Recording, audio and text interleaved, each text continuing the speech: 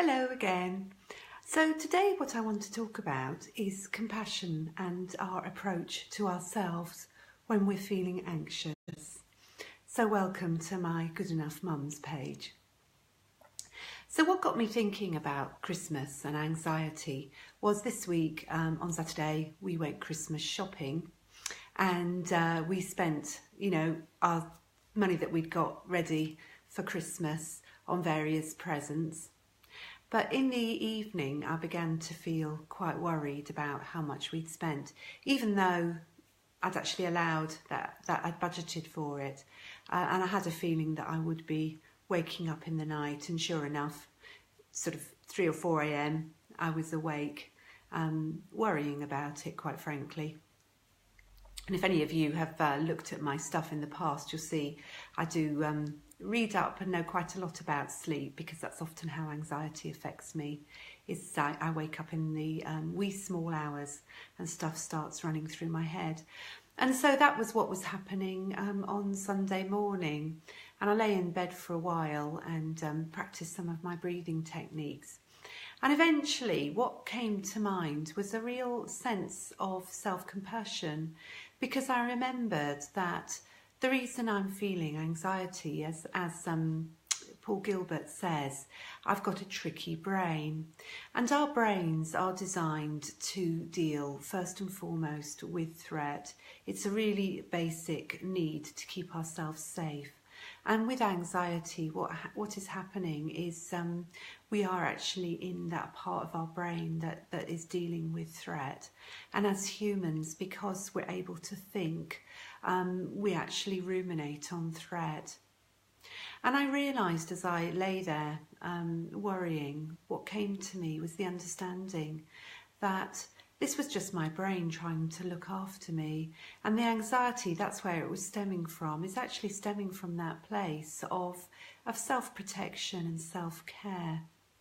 And although the result wasn't very nice because I was lying awake, it sort of helped me to be a bit kinder to myself, because I was thinking, it's all right to be feeling this anxiety. This is just my brain trying to help me.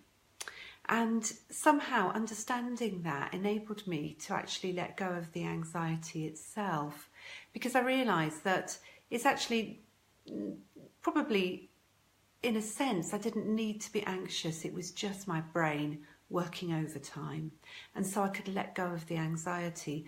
And once I'd had that thought, I very quickly after that fell asleep. And I think the learning to take from that is to remember that our brains are designed to protect us. They're there to keep us safe, and sometimes they do go into overdrive. And if that's happening, it's not that we actually need to carry on thinking about whatever it is that's making us anxious. It actually enables us to take a step back from that anxiety and to realise it's just something our brains are doing. I just want to check the points that I wanted to make about that. So we can become less attached to our anxiety. We can begin to let go of it and to recognise that it is just a thought. It's another thing that our brains do. Our brains are actually designed to think, and so sometimes they will overthink, and it's recognising that that's happening. And again, Paul Gilbert says, it's not our fault. It's really important to recognise that we haven't done something wrong, that it's not because we're bad people or we're somehow weaker than other people because we have anxiety. Anxiety might be the result of stuff that we've experienced in the past. And sometimes you can look back and you can think about, why am I someone that suffers from anxiety? And certainly that's something that I help people to do in my counselling practice, because somehow understanding why the anxiety is there, again, helps us to let go of it a little bit. But having said that, although it's not our fault, it is our responsibility to do something about it. And we need to learn to let go of anxiety. We need to work away at it and learn to become less anxious. And part of that can be done by recognising that these are just thoughts, and it's the practice of meditation, of mindfulness, that can help us become a little bit less attached to those thoughts of anxiety to the thought that we are an anxious person, because often that can then become our identity, and we can learn very gradually to let go of that identity and to let go of those thoughts. And mindfulness and meditation can be a really useful tool to help us within that process. And finally, what I want to finish with is a thought, and I hope this will help you, because it's so easy, isn't it, to look at people around us and to think that they're very calm and that they don't suffer with the sort of things that we suffer from. And a lot of people say to me, "Oh, Jo, you are such a calm person." But I hope that by sharing the fact that I have to deal with my anxieties, that I have to deal with my difficult thoughts and the stories that I tell myself, will show you that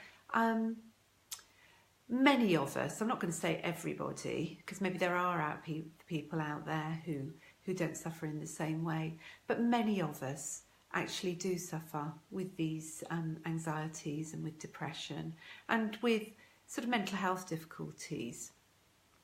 And I think it's really important for those of us that are dealing with those on a day-to-day basis to hold our hands up and to let other people know that that's what's happening. But to encourage you, I'm getting a lot better at dealing with my anxieties now. And I don't think that anxiety ever really goes away. I think it's just that we get a lot better at dealing with it and a lot better at tackling it. And gradually we learn over time to approach our anxieties with a different mindset.